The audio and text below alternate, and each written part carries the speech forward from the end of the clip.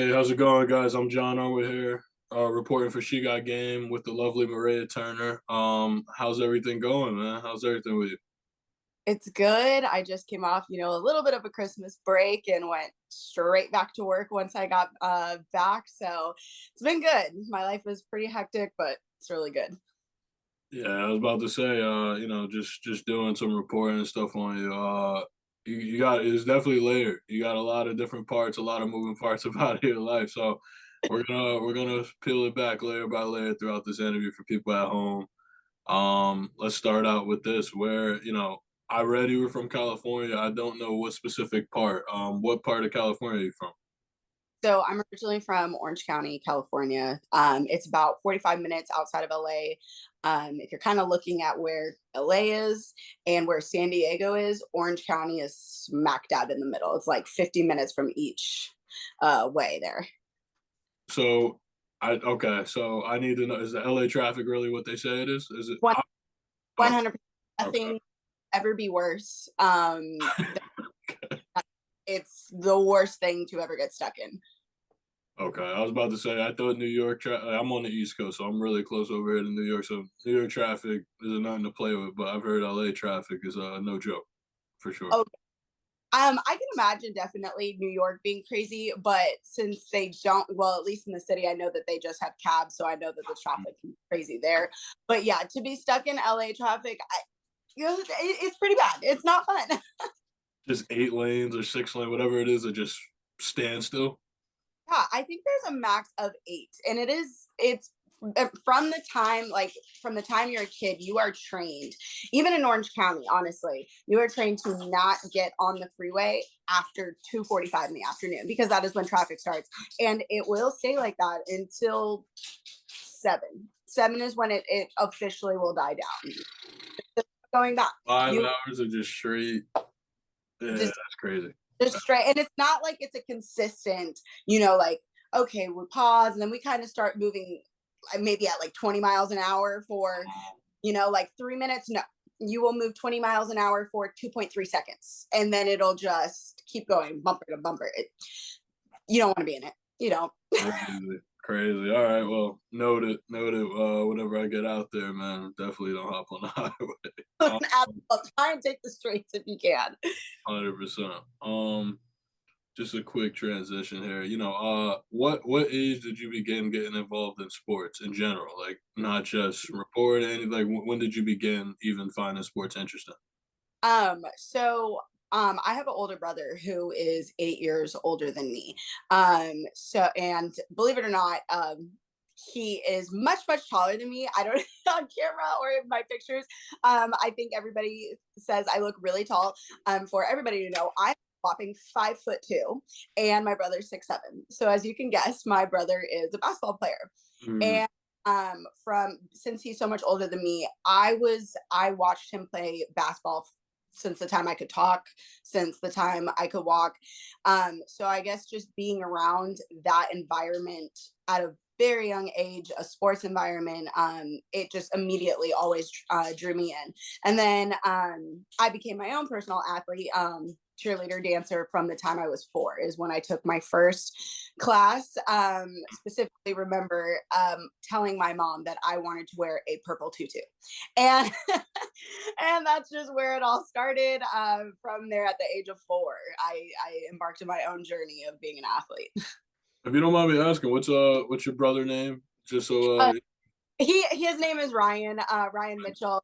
Now he's a realtor over in Orange County, California. nice. Um, but he didn't go on to become this big basketball star. No, he was like, yeah, I'm good. He wanted to start work and regular life. Makes sense. Makes sense. I do want to ask you. So, as you just stated, being from California, a lot of people understand what that lifestyle is like, and it's city, it's super city. Um, you ended up committing to Alabama. Right. So, if you don't mind me asking, what drew you to commit in Alabama? Because that's a completely got to be two different worlds there. So, being from California, what drew you to commit in Alabama?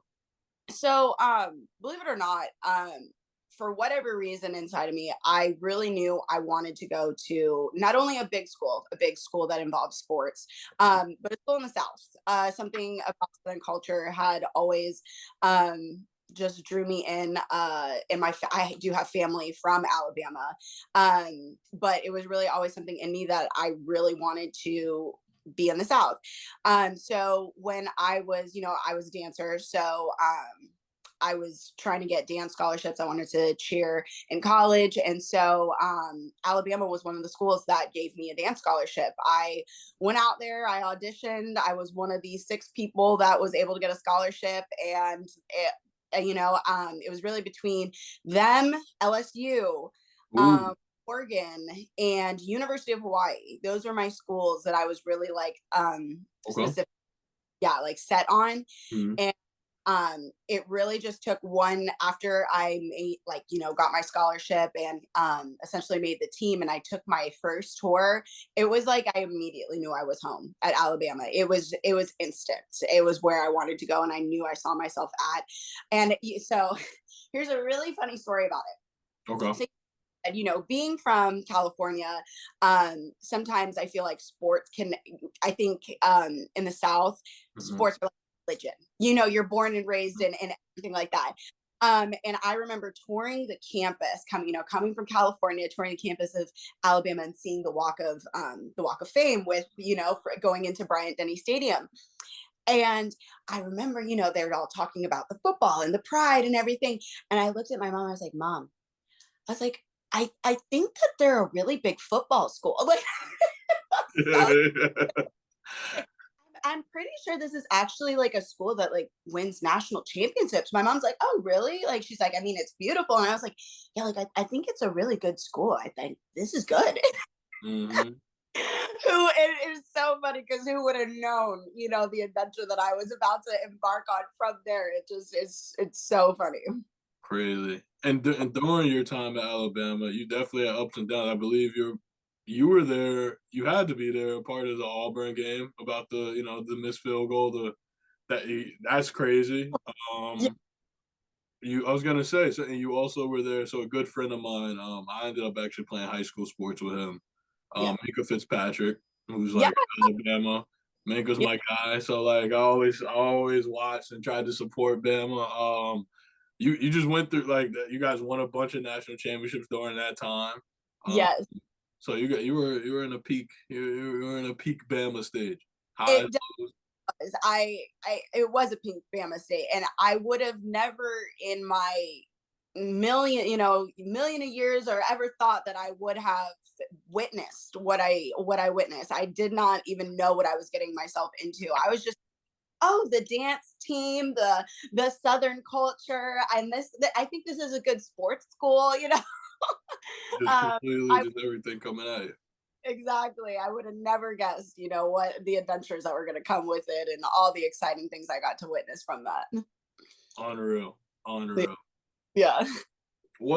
So specifically, right? Who or what inspired you to like join the Spirit Squad? Like when I mean that, just one exactly for people at home because I know it is. What exactly like are the functions and what do the Spirit Squad per se do? And then who or what inspired you to join the squad? Now are we talking like just in overall like going into high school or like when I want like why I wanted to be on the Spirit Squad at Bama? At Bama, Bama. Sorry, I So should have. I wouldn't say it was anybody that really inspired me. There wasn't like, a certain coach or a dancer that I really wanted to be like, on at Bama. It was really something what my values, what was important to me on what I wanted to do in college, and that was compete. I wanted to not only be a part of the sports culture, being a cheerleader, but I wanted to, we compete at nationals. And that was really, really important to me. I've always had a very competitive spirit about me. And not every college dance team competes. So the fact that Alabama, LSU, the schools that I was choosing from, they all did compete, except for Oregon.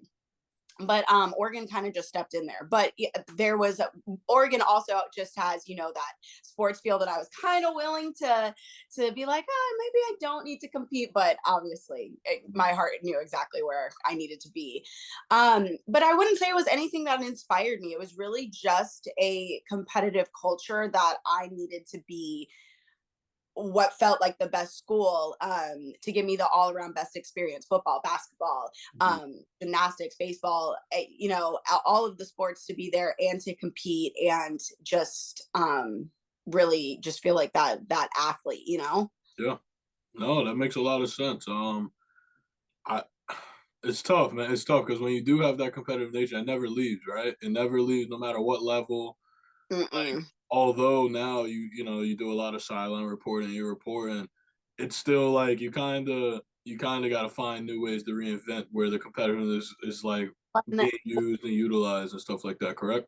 100%. And I think, you know, after once you are done, you know, with your career in whatever sports you are, you know, you do channel and, you know, try and figure out things that, you know, can fill what, you know, what you're used to doing.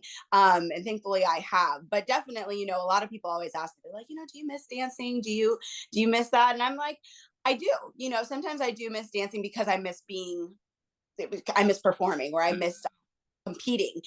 But the good thing is that I get to look back on a really long successful career, and it gives me like a piece that, you know, I did what I did in my prime and in my time. I don't want to say that like I'm like, you know, Yeah. super old, you know what I mean. Yeah. So Yeah.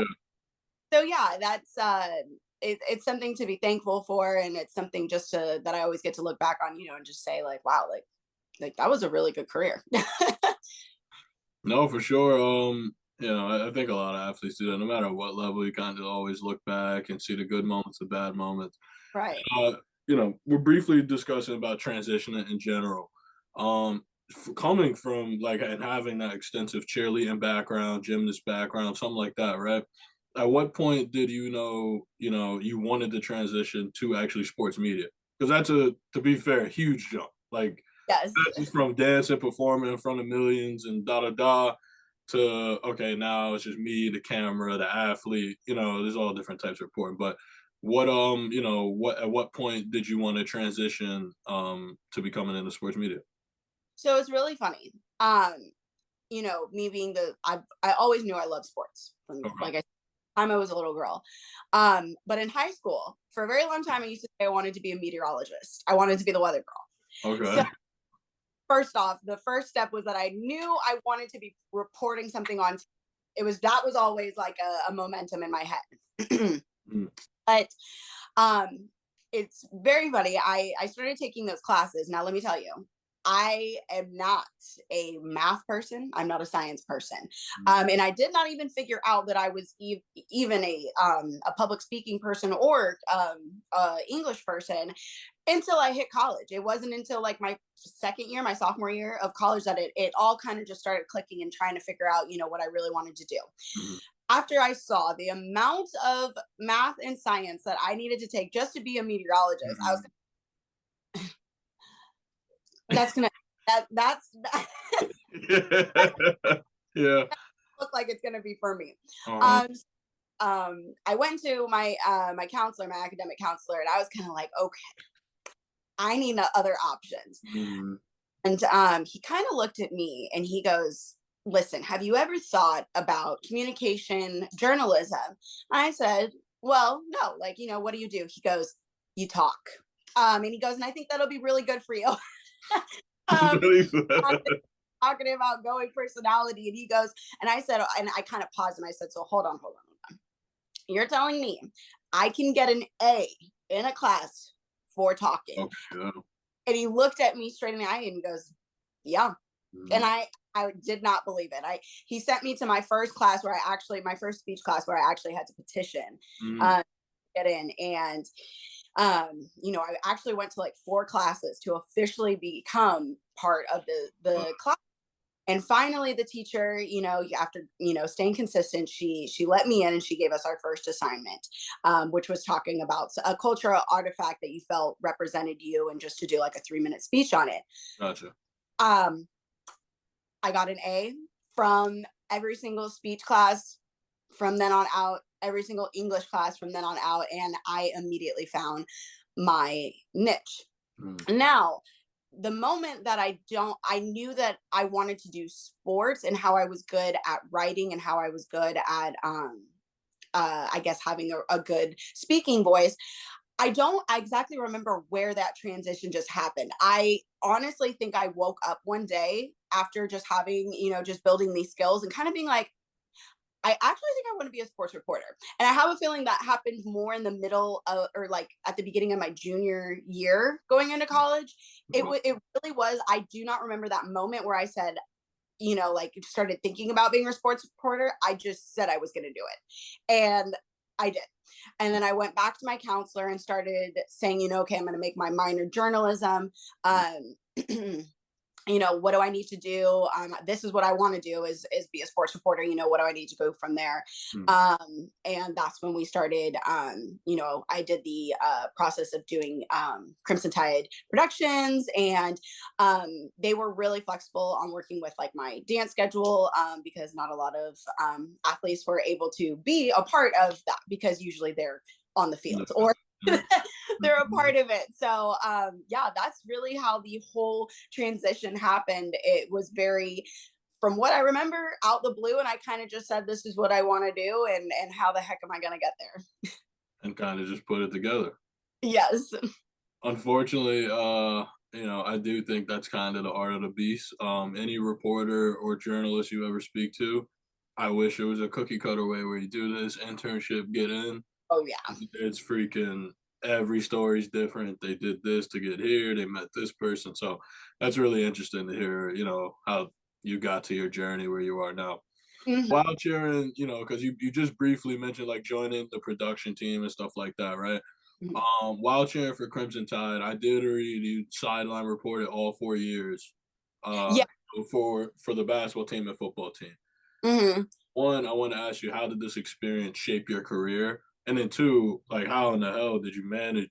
Because that's the what you just kind of spoke on. It's a hell of a it's cheering probably 4 times, 5 times, or whatever, however many times, then finding time to go to every game and be there. And these games could be 2, 3 hours out the day, and then try to do schoolwork. It's a lot to manage. So how did you how did that experience help shape your career as well as finding time? So honestly, when it came to like game day, SEC game day, and at least on the football side, I would get there super early, and it was basically a lot of shadowing, a lot of assisting, and just really getting to hear Laura Rutledge talk to you, Tim Tebow, and that was a lot of like the experience that I could grasp to still get credits. And I was able to do some microphone things kind of when it came to more baseball season, because we weren't so we weren't as busy when it came to baseball season, so I got to touch a lot of that shadow and a lot of those categories that helped a lot. It wasn't until about my senior year when things died down, because I did graduate December of 2017. So I graduated, most people graduate in May. I graduated December 2017, Gotcha. and more hands-on things when it came to football season, and women's basketball as well. After I graduated, I was able to come back and just I will say I did a lot of free work, because which is fine. That's where you build a lot of your experience. But Yeah. that is what really helped in shadowing. And that's what really helped me get my perspective. And like I said, they were very flexible with me, which I was so thankful for, because it's like you know what you want to do, but you didn't really know how to make it work. So they did. And I think that's just really how that transition just happened, is they were able to put me where I could, work with me when I can, make sure I went to class, and that was half the battle. Did my homework, and we made it work. Yeah. No, that checks out, man. I find it inspiring, and a lot of people, that want to break into the industry don't understand how much free work and how much, shadowing and stuff like that to gain experience you're gonna have to indulge in. And what I mean, I do think that's a good opportunity for them to understand and learn, about the journey to get to where you need to get to. You know what I mean? Right. With that being said, many don't know, right? Many don't know how you broke into the industry is really like a lot of people have like a weird story. Hey, they knew this guy who knew that guy, got him in. Your story is like far left, like it's super unorthodox. And so your initial break into at least professional sports, at least, you were a dancer for 2 years, which is that's got to be experience when it's within itself, which is really cool. But you were a professional dancer for the Memphis Grizzlies in 2018, as well as the Pistons in 2019, correct? Right. Hmm. I want to know, like how how did that even like that transition's got to be crazy. How did you end up transitioning and meeting the right people to even get in those circles to become a silent reporter? So again, I think this part of my journey is a very big part of just like you you know just keep going. Your path will somehow, some way, with with the right mindset and just knowing that you're going to get to where you're going to get to, Mhm. it happens. So after I graduated, I my first initial dream was, while I'm young, I want to dance professionally, and that is exactly what I was going to do. I went to so many auditions, and it, I really wanted to do NFL, but Mm, NFL was not for me, apparently, because I went to about three auditions, okay. and they have a shorter season. And well, because it's not as many basketball games, obviously, as like what you see, Mm, but NFL like wasn't for me. So I said, you know what, let me switch over to NBA and let's see what happens. I go mhm. to my first NBA audition, which was the Memphis Grizzlies, and like that, made it awesome, great. I moved to Memphis, and for the first year, I will say I put the wanting to be a reporter on the back end. I was like, let me complete this goal, this dream. And Focus. when I'm ready to get back into reporting, and I didn't know when that feeling was going to hit. Yeah. I really, really didn't. But I was like, I'll go back to it. I know it'll happen. So fast forward, I complete my first season, and how it works as like an NBA dancer is you're on yearly contracts. There's not like multi-contract like that. You're on a yearly contract. Gotcha. After that, you can either stay, re-audition, or you are free to go wherever else you want to. So I was like, you know what? I'm all about clearly going from California to Bama to Yeah, you're all over. let's see where else I can go. So I was like, the Pistons were one of the next teams that were having auditions. So I said, you know what? I'm going up there. Okay. And same exact thing. Went to the audition, made it awesome, great. It wasn't until about halfway through that season where I kind of, for whatever reason, was just really kind of like, you know what? I'm tired. I think I'm starting to get a little tired. And I used to swear, it's very, very ironic. I used to swear up and down. I was like, I'm going to dance until I'm like 28, 27, which is my age right now. Okay. I was like, I don't even know when I'm going to dance. It took a year and a half of me being a professional dancer. And I said, I'm tired. Yeah, yeah, yeah. I'm a little tired, and I think I really want to invest more on what I want to do in life. I was starting to kind of see, you start getting to an age at like 24 years old, 25, where you're kind of starting after you've been out of college Yeah. for a little bit. You're starting to see everybody else start having like careers and stuff like that. And don't get me wrong, I was living the dream. I was cheering for the NBA. But I wanted to I started wanting to feel like I wanted to do something. So January came around, and I was supposed to go out of town. My coach had told me that they were doing this charity event with the head reporter, Mickey York, over at Fox Sports Detroit. And he wanted to do a dance with us. Like, he wanted to work with us to run this charity event. And I was going to miss it because I was supposed to go out of town. We had a little bit of a break, and I was supposed to go out of town. Well, God will tell you something else. This huge I'm living in Detroit. Yeah. Snow. The day I'm leaving, this huge snowstorm blows through. All flights are canceled. You cannot get out. Uh, All of that. So I'm like, all right, well, I guess I can go to this community event.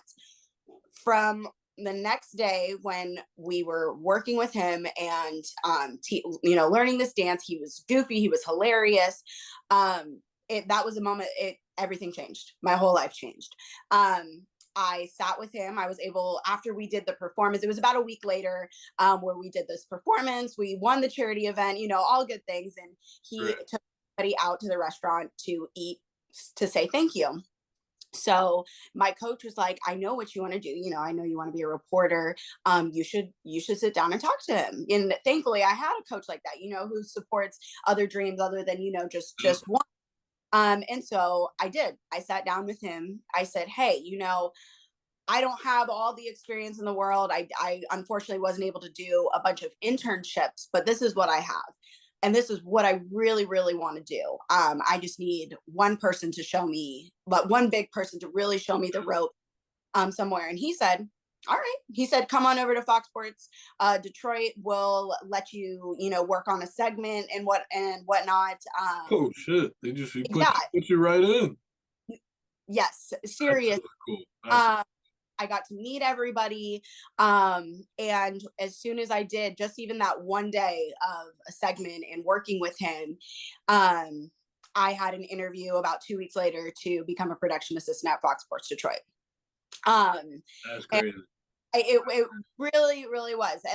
Again, kind of just that one moment, that would have never even happened if I had went out of town, if that snowstorm didn't blow through, but it was just kind of that light way path for to be like, no, like, sorry, that can wait. You're going to go out of town, many, many times, but this is what you need to do.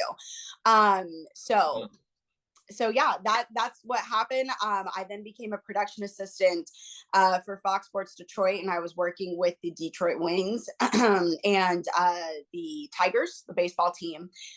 And then COVID hit. Well, And COVID hit. I was only doing that a month and a half, 2 months. I'd okay. really start the full journey, and then COVID hit. Strong NBA shut down. Everybody got sent home. Fox Sports shut down for, at the time, you remember just hearing everything was going to be shut down for about 2 weeks. And so, I was like, okay, well, my hometown is in California. I guess I'm going to go back home. And then we all knew that, there was no going back from there. No, that checks out, man. That's crazy. It's just such a chain of events that like you can't prepare for. And like I think in times like this where like you reminisce and look back, it's just like you couldn't have planned it, you couldn't have drew it up like that. Like that's just right place, right time. 100% right place, right time. And I just think it was just really crazy because I wasn't going to be there. I wasn't supposed to be there. And this fluke, snowstorm decided to just roll in just the weekend that, I was planning on not going, and just crazy. Unreal, Yeah. unreal. I wanna dive into a little bit. It's not the elephant in the room, but it's just a reality. Like, we're when you're in these sports spaces, it's a male dominated space. There's no other way around it, right? Being a woman in sports, just what are some of the struggles and stuff you've gone through? So I will say that. So I think another push that really made me want to just take my sports career seriously. While I was being a dancer, I started really expressing to my coach and to other people. I was like, yeah, like I know I want to be a reporter. I really, really want to be a reporter. Just with being a dancer, I can't be on the court and be a reporter at the exact same time. Um, and I just started really knowing that is what I was ready to start making that transition. The hardest part was that I started noticing is because I was an NBA dancer. And again, let's be honest here, we're not exactly, in baggy sweats and hoodies. We're in these, we're glamorous, we're in very tiny uniforms, exactly what, the dancers look like. Gotcha. So me telling higher ups, Specifically, I was actually up for a position um, to be the in-game arena host for the Detroit Pistons, and the hardest part was getting everyone to get the NBA dancer image out Oh, of their. It mm, was it was because I was, and that's exactly when I was even going up for the position. That is what one of the hiring managers said. They were like, "Well, she's one of the dancers." Well, so what is that? What is yeah, anything? I have I have this experience to show that I'm not just a dancer. And that was, I will say, all of 2020, from going from Fox Sports, and thankfully Mickey York, he didn't look at me like that. He didn't look at me yeah, like I was just a dancer, because he just worked with us and he saw that we were more than that, and that we were big into the community, and that we were just good people to be around. And that's, I think, why he really gave me a chance, because he knew you always know that someone else gave you a chance, yeah. so turn the favor. But once COVID hit and I started applying for jobs and looking around to try and get hired by anybody, I had to really rebrand myself. I had to take my old image of being an NBA dancer, and I went and did professional headshots, just to really like mold that this is who I'm trying to be. This is what I am. And it was really, at the time, it was kind of sad to say that I had to do such a rebranding of myself, but in order for the male dominated field to take me seriously, I really did. And that's all I worked on all of 2020, until my new station that I'm at right now saw me, and I applied with them, got my interview, and that takes me to my next journey. But yes, being in the male dominated field, I definitely had to fight to show, especially coming from the NBA dancer, that I was serious and that I was legit, and I was more than just being a dancer. That sucks, man. That definitely takes a toll. Just I guess that had to affect you mentally, like kind of being over sexualized, not being taken Yeah. seriously at times. Because that is a toll, and we already all have that like fraud syndrome. Like, why am I in these rooms? I don't, like that's freaking such and such. Like, how do I do it? We already have that, so like for that to be installed a little into your brain has gotta be a tough blow. And But even also, being, oh, go ahead. No, no, no, no, no, I no. was like, even being at Fox, on my first couple days being there, I would sit, in the break room, Yeah, and a game would be on, not the Pistons game, but it could be a Rockets game, or anything. I'd be like, oh, like, talking about the plays and stuff, and I would have two men sitting there, and they'd be kind of like looking at me, like, oh, do you like basketball? Like, do you watch? And I'm like, well, yeah. yeah. Well, I do. And I was like, of course I know the game. I was like, this is exactly what I want to do. And he said, okay, well, keep at it. Like, and that's like what they would say. But even that was with me working at Fox Sports and being new, and just men kind of being like, oh, like, what does she want to do? What is she doing here? So yeah, it definitely something to fight for sure. I was about to say it's already, you're kind of starting behind the eight ball a little bit. And then you got to catch up. You got to like double prove yourself. It's tough. It's tough. Trust me. It Trust me. is. I understand. You know, I want to say so. You specifically spoke to some of the challenges you had to face, right, individually. For other young women or just like anyone who's honestly looking to go into the field, what are some of the challenges outside of just in general being a reporter, being a journalist that you know could tell someone pretty much looking to break into the industry, what challenges can they face or expect to be faced with? I would say the number one challenge, whether you're a girl or a man, do not be discouraged and do not be afraid to work for free. I did so much voluntary work. And it's okay. A lot of people will say, oh, well, they're not paying you. And it's like, well, that's okay. And you will, one thing, like I've said, is kind of just like, if you know what you want to do, you just have to just keep going. Money will come somehow, things will work out somehow.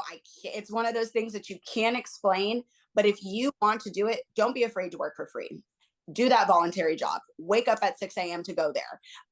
Write that extra article for the heck of it. Just do it. Because that's what employers notice, and that's what makes a really dedicated reporter. And it makes you have to be self-reliant to learn. You're just shadowing people.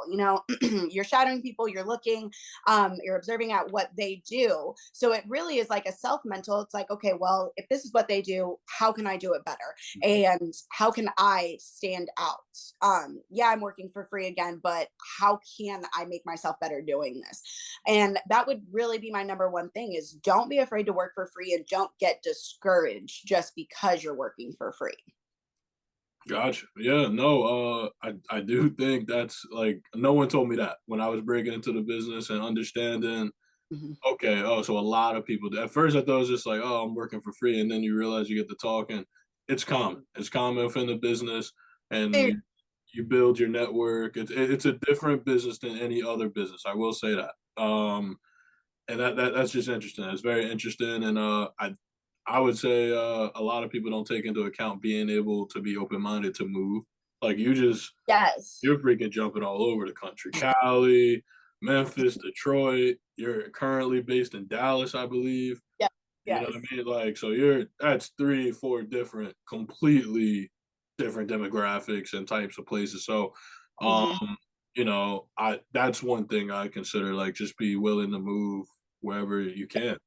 Yeah, and that you're 100% correct. I think I forget how willing I am to move, because I was, from college I moved, from to be an NBA dancer I moved, and then to be a reporter I moved.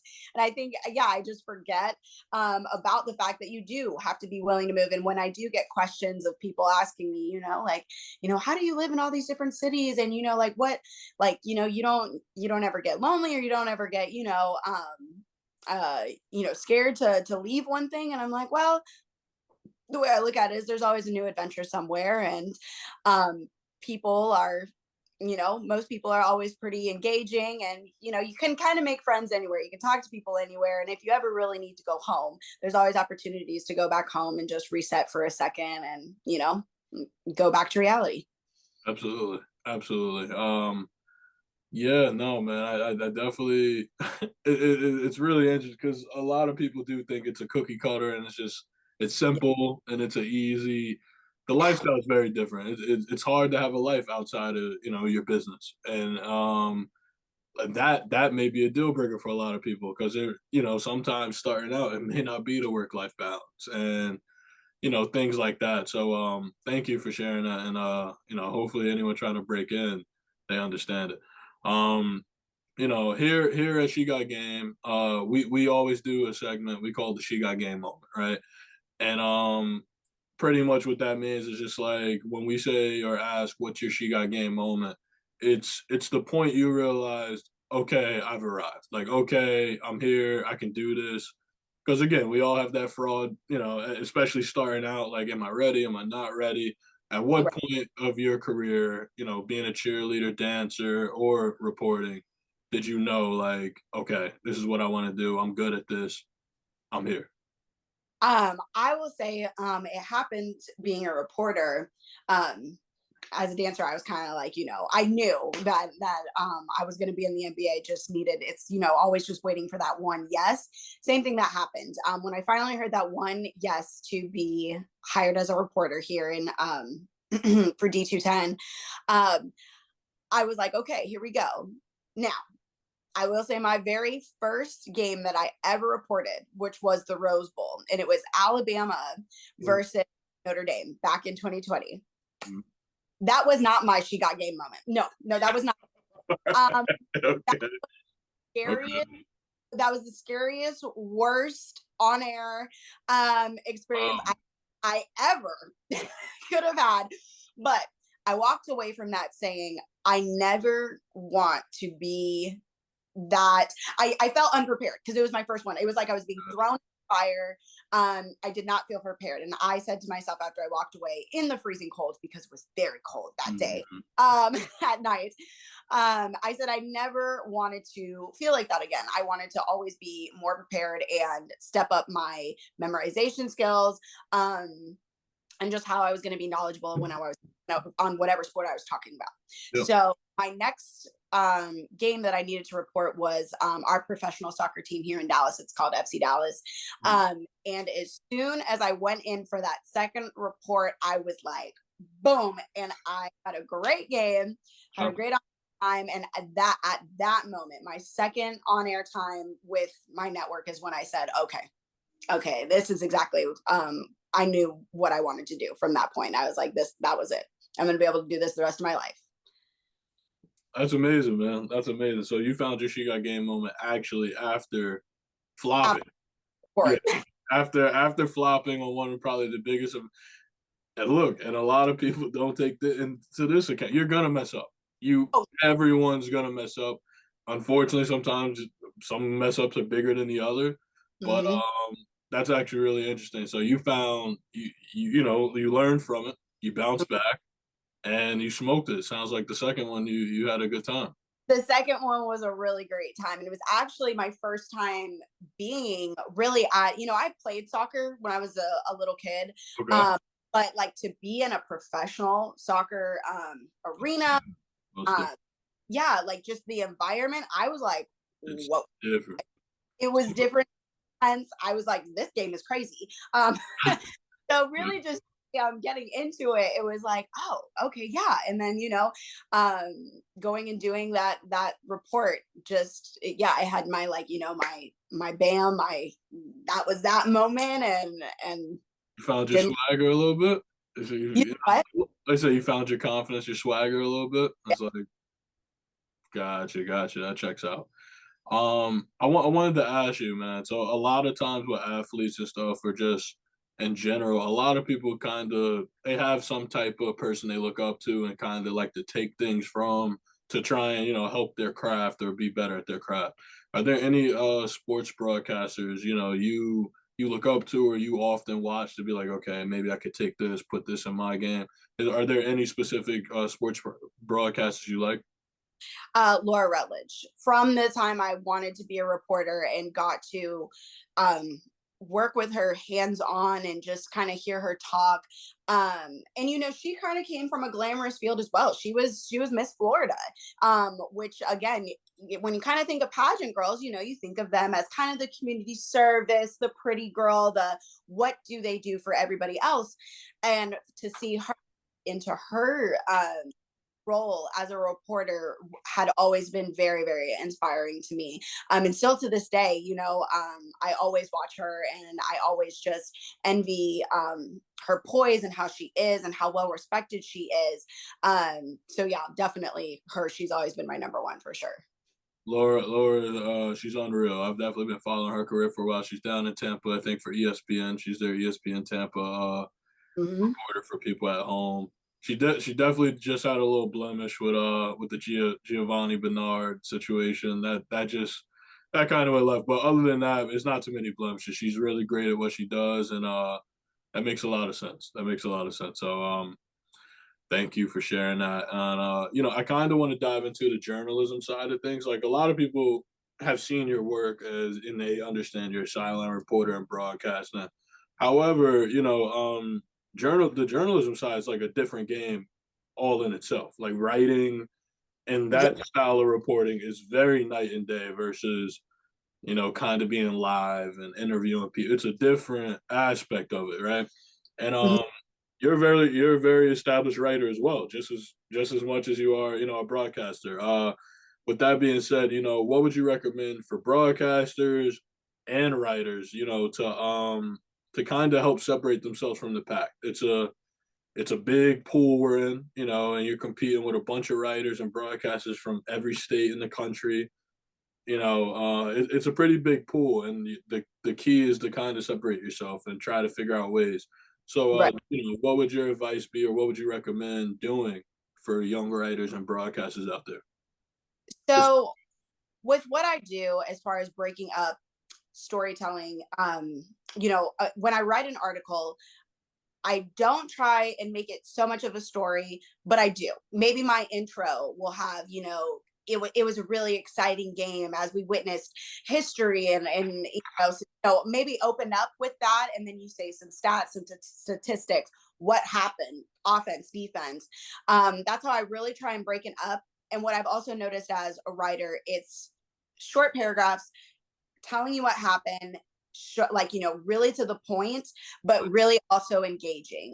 Like I said, a little bit of that storytelling with a whole lot of stats and facts. And that's what I did have to learn, because I remember when I first started writing, I was doing a lot of more storytelling and kind of like, quotes of what the player said, more than, the facts of like, well, this, what happened, what were the statistics, the time that this happened, that type of deal. So you learn from that transition. And as you know, as being a reporter, you're kind of just, you do your interview, you can, if you want to say, a good intro on what was exciting about the game, you can, but it's pretty, interview, recap, that type of deal. So I guess, and I'm very flattered that you say that I'm a good writer, because even I sit next to writers in the press box. I talk to them, and I look at their work, and I'm even just like, gosh, that is a good article. So you really, I mean, and what I've learned is it's okay to look at other people. Even in my position, it is okay to watch other people and still learn, and critique yourself. Ask them, see how you can make yourself better in as a writer. Because being a writer is really, really important. And that also helps people take you legitimately, even sometimes more than what they see on TV. Because on TV, it's short segments. Sometimes you're talking for 15 seconds. Sometimes you're talking for 45 seconds. But the writing can really, really show for itself. So I would say, as a writer, on how you could be better, is, put a little storytelling in it, but get to those facts and those stats, and maybe a quote here and there from a coach, a player. And don't be, like I said, don't be afraid to learn from someone else that can help you, someone else that can teach you a different way of saying things. Knowledge is everything, and I am still always learning day to day on just even the little things about a basketball, a football game, those type of things. Absolutely. I wanna ask you, because a lot of writers, like especially established writers, the key I find, as a young writer myself, I don't think I'm bad by any means. However, the hardest part is finding your voice, right? Like, so instead of, like when you write, like you just said, you could put stats, quotes, but it's real black and white, bland, doesn't really have any sauce.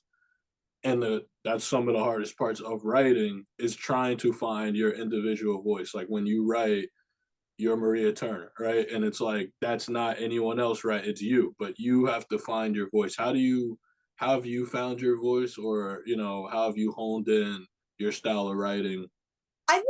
I think I have found my voice. I don't think it's perfect. I think I always still have room for improvement.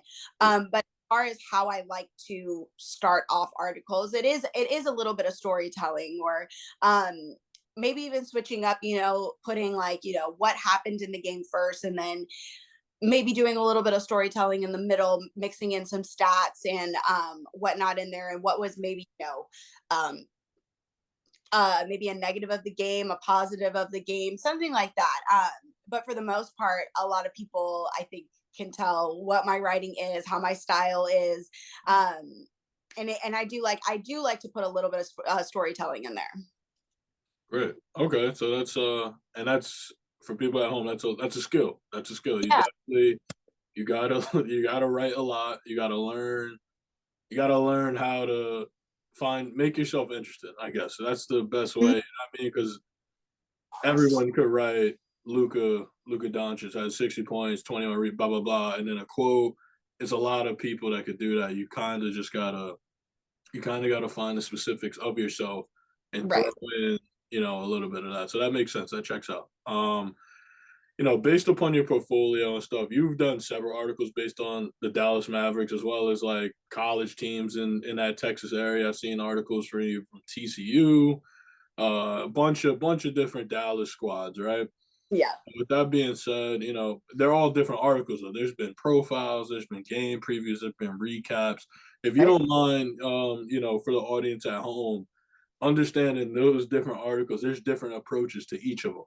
Hmm. And if you can explain a little, can you describe the small differences on how you approach each? If it's like a game recap versus a feature versus a game profile, whatever. What are the like? How do you approach them differently? I would say it honestly, it's kind of how the game goes. That's how I would say is how I would base my article. Some games, as we all know, they're not every game is exciting, not every game is bad. Some games are kind of just plain Jane and boring, nothing fun. And Mm, so some of my articles really are just, this is what happened, this quote came in there, and this is who won, type of deal. mm, But if it's an exciting game, I definitely think I throw in a lot of more storytelling on that one. And just a really bad game on maybe on the team that I'm reporting, if the Mavs had, the team that they played had or blew them out, and it's kind of more, I think, more of a serious tone. And I'll kind of say some things along the lines, offense just didn't have any offensive chemistry, they couldn't get it together.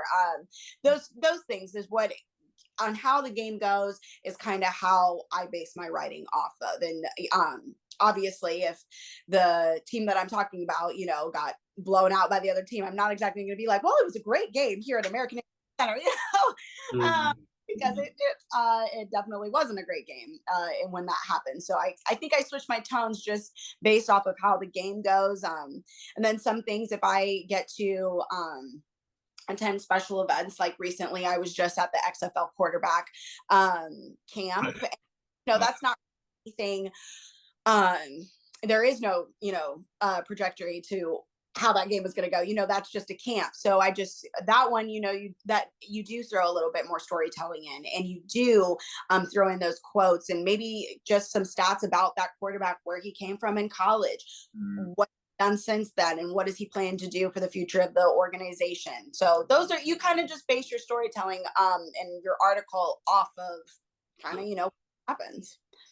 That checks out. That checks out. I know you at the American Airlines. You just not only did you have just two legendary nights, Dirk just got put up there, which is crazy. That statue looks insane.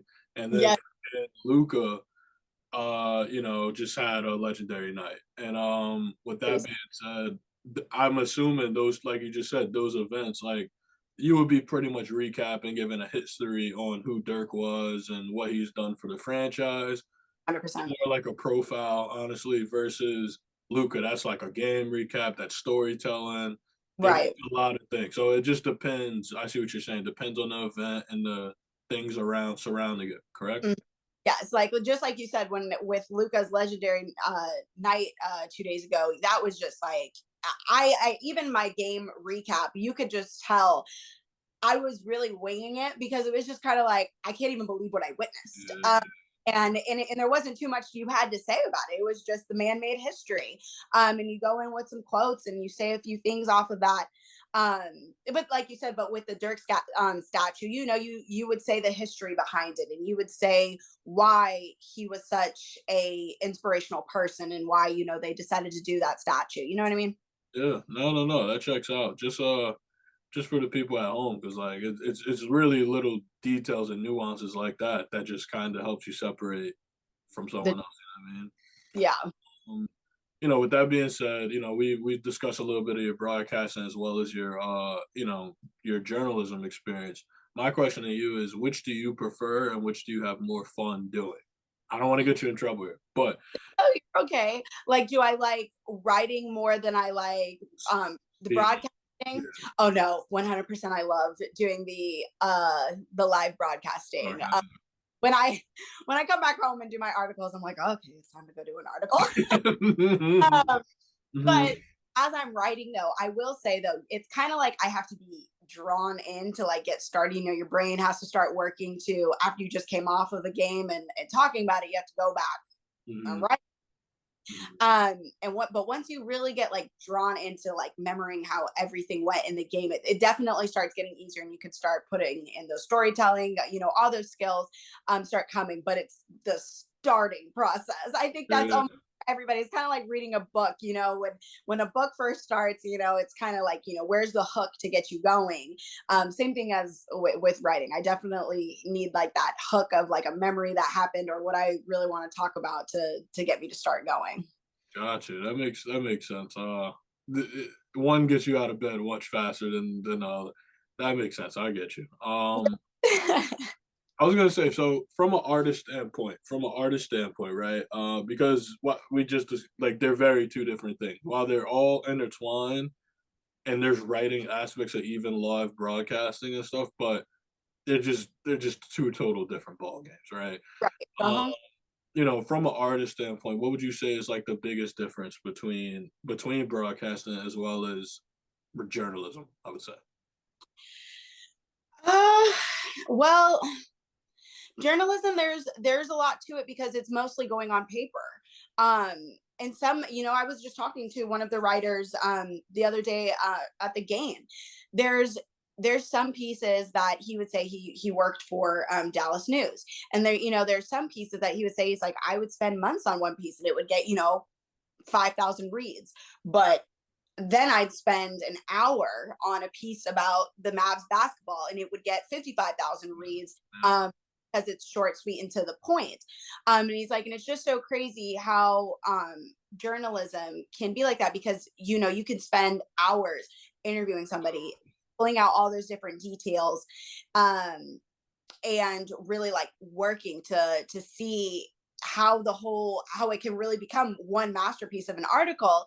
um but then when you talk about, you know, just one thing and, you know, and it was basically an interview um of on a person or a game, and that can just get the most reads. So i I basically would say like journalism, it can have a lot of complexity to it, especially because it's going on paper versus like when you are a broadcaster, it's interviewing, but it's short segments of interviewing, if you know what I mean. It's asking one or two questions, really getting a feel. And reporters where I really like to know what's going on in that coach's head, the player's head. How are they feeling? You know, like with Luca, did he actually think he was going to make that shot? You know, that fluke shot. Did you actually think it was going to go in? That's a me question. I want to know what's going on inside of your head.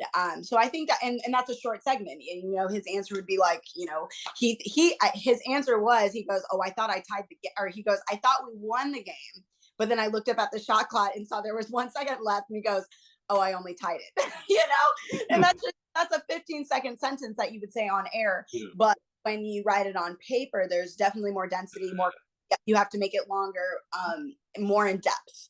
So journalism, more it's more complex, and then whereas broadcasting, just, you know, a sentence or two coming out and really just getting straight to the point. I definitely feel, even from just like a bunch of interviews and stuff I've done, it Yeah. definitely feels broadcasting is a lot more personable. It's a lot more quick hitting. It's a lot more fast, and I definitely feel it's a lot more personable versus writing. I do think it's like you can't leave any detail out, or like, you know, the writing will suffer and stuff like that. You know, so that is interesting. I want so when we've talked about your career, we've talked about a little bit of, you know, you, your extensive career and some of the stuff you've been through.